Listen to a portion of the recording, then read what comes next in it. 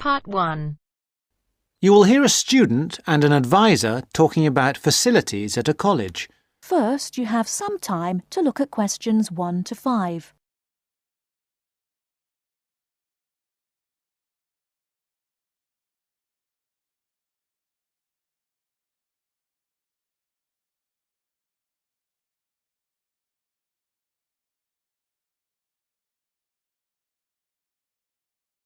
Now we shall begin. You should answer the questions as you listen, because you will not hear the recording a second time. Listen carefully and answer questions 1 to 5. Hi, I wonder if you could help me. I'm starting a course at Glenfield in a few weeks. I was just a bit worried about what facilities there will be and what I'll have to do.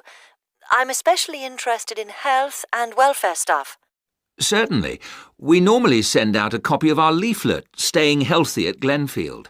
I'm not sure why you haven't had it. Well, could you answer a few questions for me? Firstly, I'm wondering about how I get a doctor when I arrive. Well, you can register with the University Health Centre on North Campus. And do I have to pay for that? Not to register, but if you have to get medicines, there's a prescription charge of £6.50. Okay. Well, I'm not planning to get ill. That's only going to arise if I have any problems. So, should I just go along when I arrive? That's what we recommend for peace of mind, but it's not compulsory, and if you don't live inside the catchment area, you can't in fact register there. Where do you live? Well, at the moment I'm staying at the Backpackers Hostel in Hill Street, but I will be moving from there shortly, somewhere nearer. Well, there's a map at the centre which shows you the area that the university practice can accept people from. It's what we call the yellow zone. If you live outside that area, you have to find another medical centre to register with. It sounds like I'll only qualify after I move. I think you might be right. Then, in addition to the health centre, there's a free counselling service for all students situated on the North Campus. You don't have to register. They also have drop-in sessions. I say it's free, but that's only for up to 8 sessions. Beyond that, they normally refer people elsewhere. Sounds serious. Well, it's not just for big problems. People go there for advice on housing, workload, whatever, really. They can even arrange financial help. Is it confidential? Absolutely. Then again, a lot of students prefer to phone the Nightline service, which is run from an office on the central campus. They don't really encourage people to drop in. I see. So it's basically a free phone line. The number, if you want to make a note, is 0900 762 5913. I'll say it again. 0900 762 5913. Fine. Well, I hope I won't need any of these. What I will want is access to some gym facilities. Right. Well, you'll find those on the South Campus in the Sports Centre. It's great, but it's not free. You have to present your student card and pay a fee of £22 to get a pass. But that will last you for the whole year.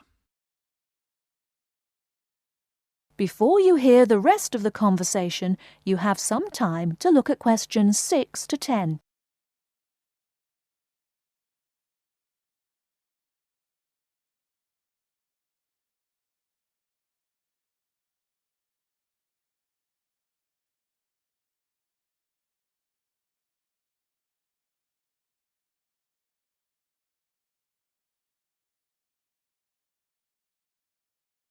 Now listen and answer questions 6 to 10. Is this information on the website? I'm afraid not. I can send you some leaflets or even resend the whole information pack if you give me your details. Could you send the whole information pack, please? Yes, that's fine. I'll have to take down some details. Could you tell me your full name? Sonia Orr. S-O-N-Y... No, I'll spell it. S-O-N-I-A. Then Orr is O-R-R. Orr. OK. And you said you were on Hills Road? Yes, but don't send it there as I'm about to move. I'll give you my new address, which is 22 Winter Gardens. That's Glenfield. And the postcode? Oh, yeah, that's GF23 9BQ. Fine. Now, we're doing a bit of data collection about who uses our services at the moment. Can I just ask a few more questions? Yes, that's fine. OK. If you're an international student, what country are you from? I'm from Switzerland. And how old are you? I'm 24. And finally, which course are you enrolled on? Right, well, that's a bit complicated, since I'm hoping to switch to economics and history. But at the moment... I'm down to do economics and sociology. It's a joint degree. OK, I'll put that. Great. Well, I'll pop the information pack in the post, and you should get it soon. That is the end of part 1. You now have half a minute to check your answers.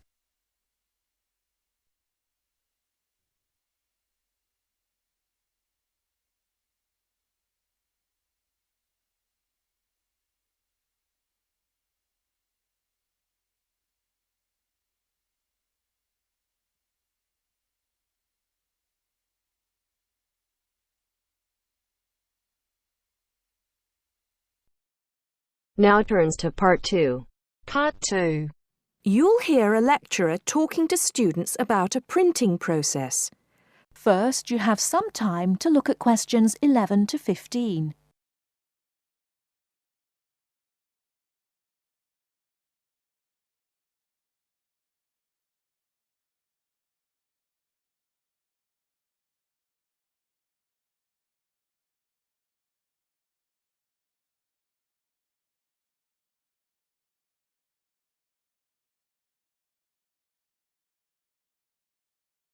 Now, listen carefully and answer questions 11 to 15.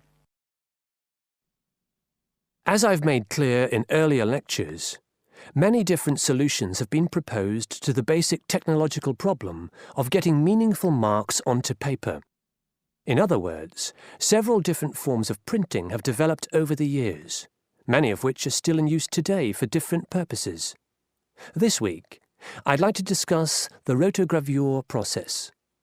This is one of the most widely used printing processes, and after describing how the process works, I'll be describing some of its industrial uses and the advantages and disadvantages of this form of printing. As the name implies, rotogravure is a form of printing in which large cylindrical pieces of metal rotate, while the paper to be printed passes between them. The paper is held in place against the printing surface by the impression roller. The weight of this roller is one of the factors that affect how much ink is actually transferred to the paper. Remember that this roller does not directly transfer ink onto the paper. The side in contact with the impression roller remains blank, and it's the other side of the paper which is actually the printed side. The impression roller presses the paper against the ink-bearing roller, generally known as the gravure cylinder. This roller is etched or engraved using either a laser or a diamond-tipped etching machine. This creates a large number of tiny holes in the surface of the roller which hold the ink. The depth and size of these holes determines how much ink is picked up from the ink fountain, which the whole printing assembly rests in. How much ink is picked up, in turn, determines the density of the image produced. As it rotates, the lower roller picks up more ink on its surface than is required, and this needs to be removed before contact with the paper. A flat edge, called the doctor blade, scrapes against the surface and removes all ink which is not in one of the holes on the surface of the lower roller. This should lead to a clean image. Before you hear the rest of the talk, you have some time to look at questions 16 to 20.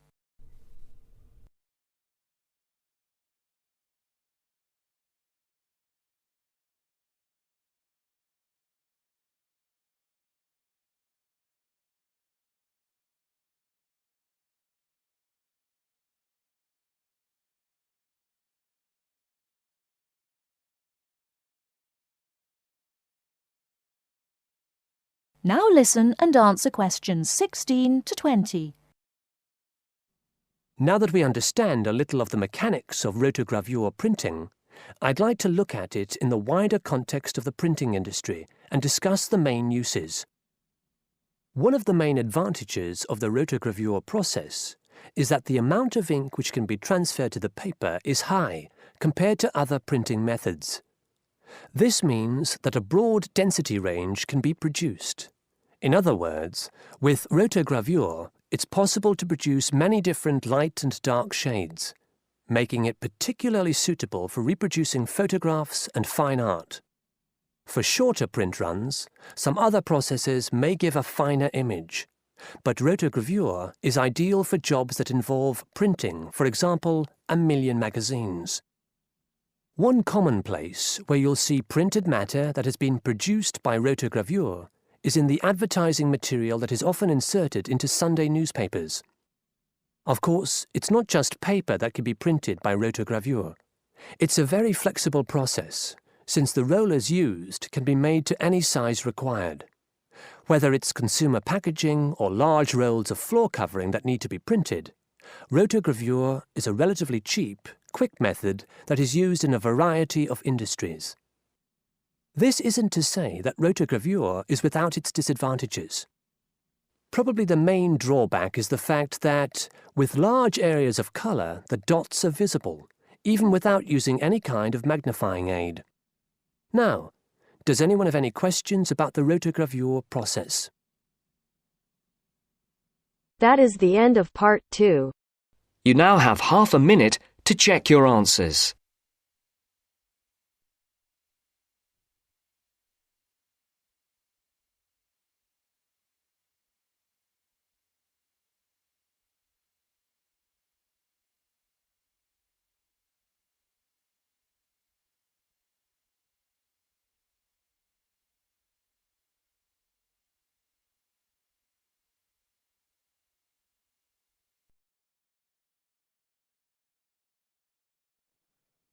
You will hear two undergraduates doing a research methods course.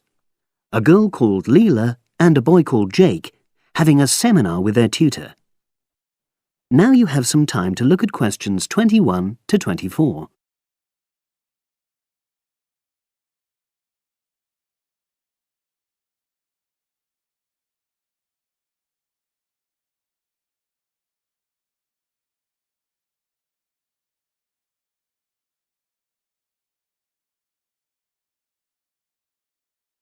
Now listen and answer questions 21 to 24. So the task I gave you both was to choose an article about a small-scale research project. Yes. You were then required to try to reproduce the research procedures in your own context, i.e. try it out for yourselves. Yeah, and that's what we've done. Great. So I'd like you to tell me a bit about the article and why you chose it. Well, the article's written by 2 university lecturers who had started using crosswords to help their students revise terminology for exams. And the crosswords were designed and set on computers. And we selected the article because, well, it seemed an accessible topic, even though we weren't familiar with the technique. You know, using IT to design crosswords for higher education. That's a good reason. So these lecturers wanted to see how well this innovation was received by their students. Yes. So how did you go about reproducing the research? Well, we drew up a list of terms from one of our own modules and designed a crossword for revising these terms. Then we asked our classmates to try out the crossword and give us feedback, their opinions on how they felt about using the technique. Was it easy to find participants? It wasn't easy at first, but then we convinced them that by taking part in the research, they were actually benefiting themselves by preparing for an exam, which is coming up later this term. And it worked. Good. So how did you find out what the students thought about doing the crosswords? A questionnaire. The original article used a 2-page long questionnaire. There were lots of excellent questions on it, but the whole section on difficulties using IT is now obsolete. Old-fashioned even though it had only been written a couple of years ago. So you designed a shorter version? Yeah. Then we sent it to the 40 students by email and got 28 replies. I was taken aback by the fact that everybody we talked to thought this was a good return. I mean, the responses were well written. You know, people had taken a lot of care, but I was really disappointed with the low numbers. Yes, an important lesson to learn for an apprentice researcher. Yeah. Now you have some time to look at questions 25 to 30.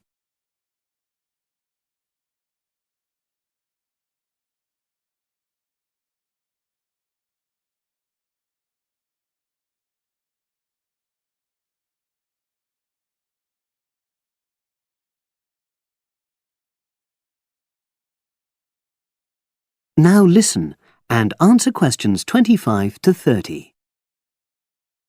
So what results did you get? Well, basically, the responses were extremely positive.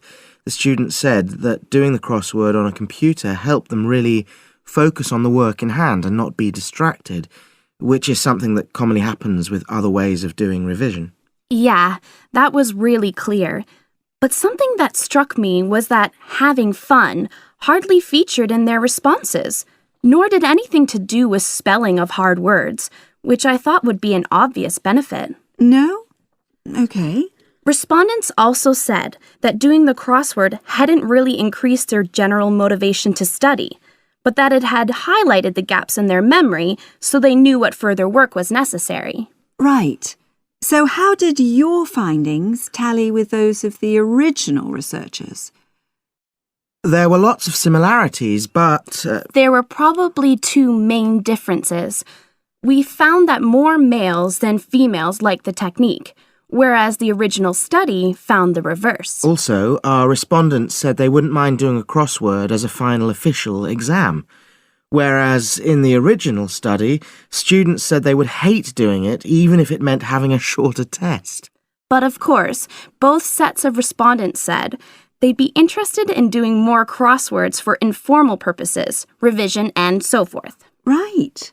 So let's have a think about the whole project and what you've learned from doing it. Well, it was very time-consuming. Yeah, and I don't think we managed that aspect very well. It could have been worse. I mean, we didn't have a lot of data, so we didn't have to spend ages processing it. And of course, we'd already done a course on numerical data processing, so there wasn't much new there. Yeah, that's true. Anyway, I think we designed our questions well so that they gave us manageable data. Yeah, it really helped having the original study to guide us, as it were. And that helped us to see what a good research instrument is. What a good questionnaire should be like. Absolutely. We got a lot from that.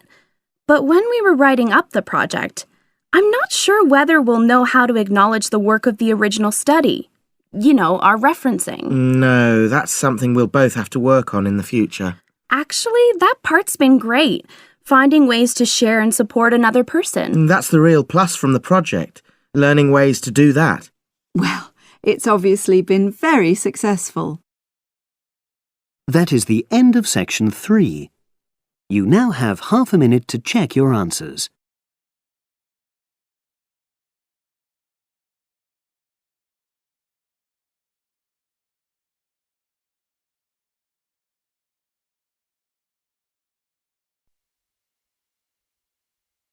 Now turns to Part 4. Part 4. First, you have some time to look at questions 31 to 40.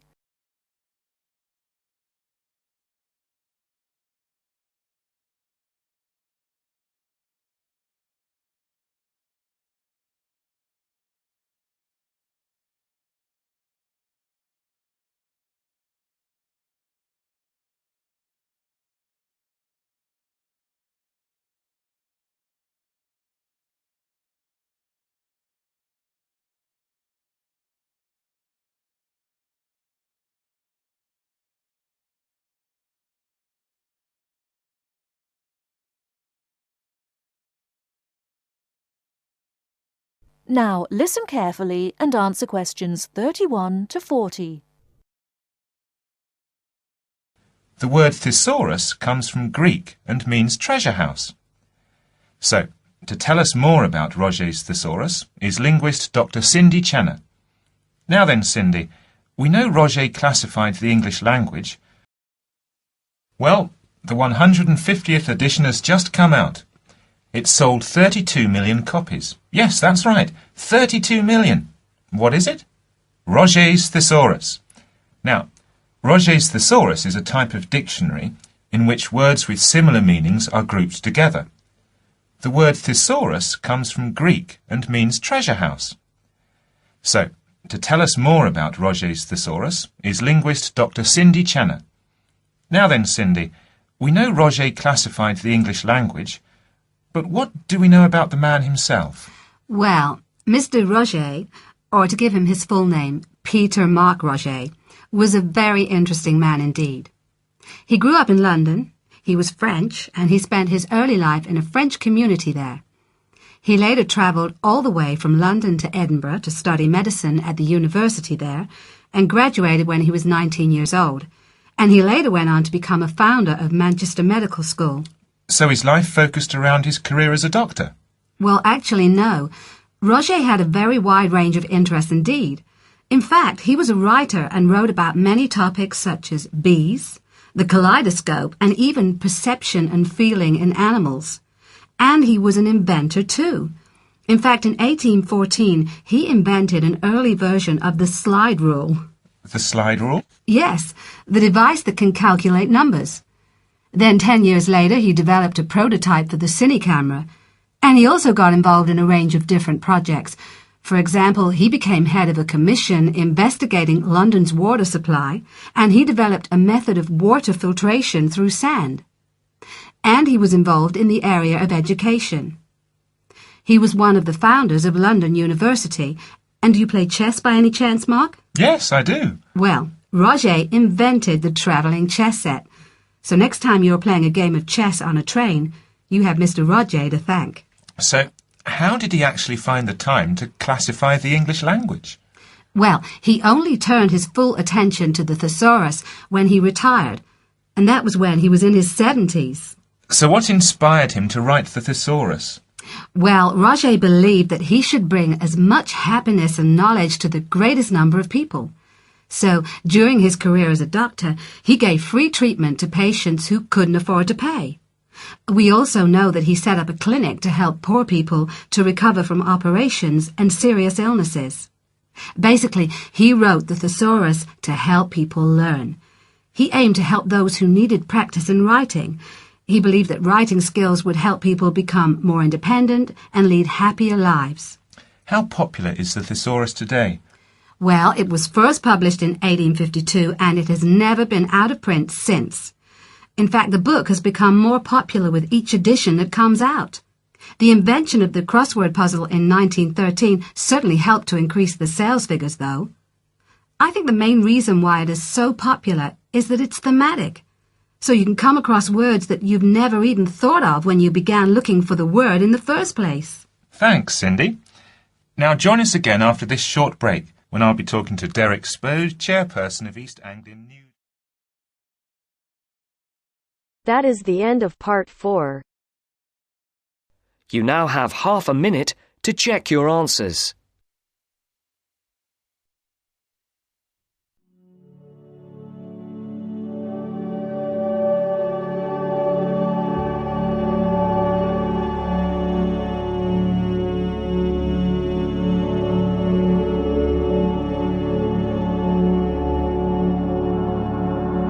Welcome to our channel. I am Simran, and today in this video I'll discuss with you writing task 1. So without wasting any time, let's start the video. So our question for today is, the diagram below represents the production of coffee in India. So we are given the diagram in which it is representing the production of coffee in India.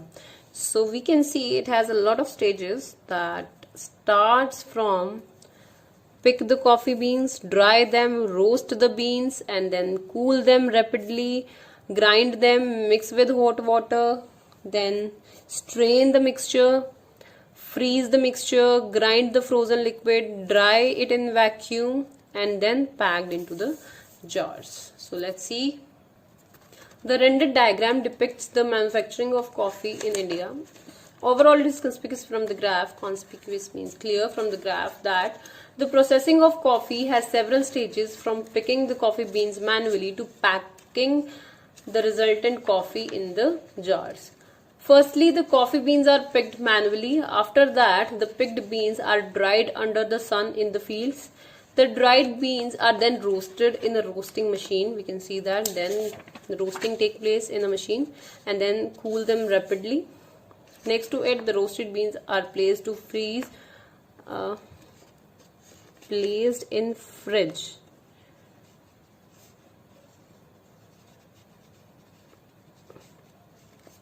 To cool them.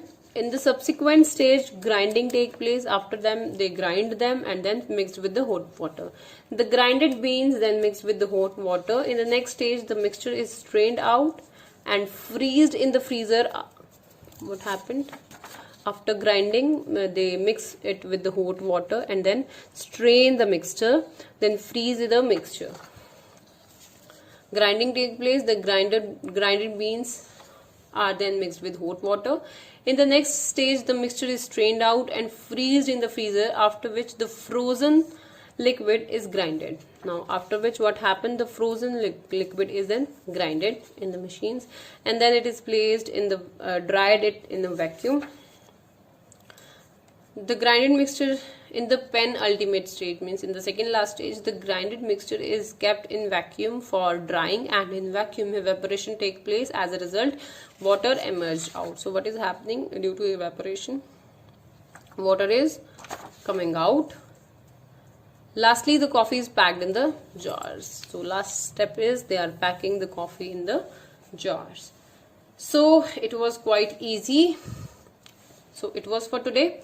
If you like the video, do not forget to subscribe our channel and please do hit the like button. I'll meet you in the next video. Till then, bye bye.